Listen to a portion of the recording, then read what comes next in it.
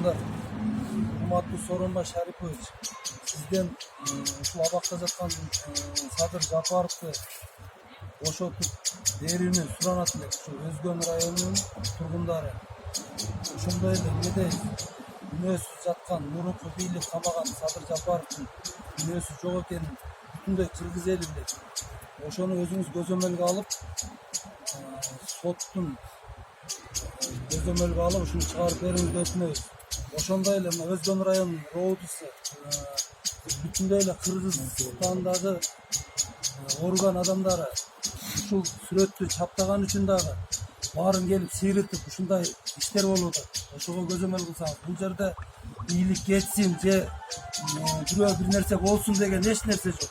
Себеби бул жерде Садыр Жапаров күнөөсүз жатат, ошол акталсын деген гана сөз бар. Бул жерде бийликти басып алайын же мындай деген сөз жок. Ушул Садыр Жапаровду чыгарып берүүңүздү өтүнөбүз. Президенттик шайлоодо сизди дагы колдогонбуз.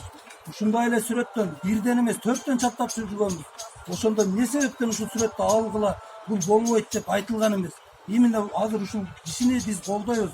Колдогон үчүн алынсын деп бар бүт машиналардан сейретип атат. Ошону көзөмөлгө алып берсеңиз.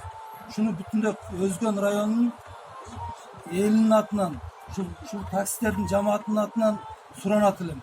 Ушуга бийликтеги ички иштер органдары тийишпесин деген өтүнүчүбүз бар эле.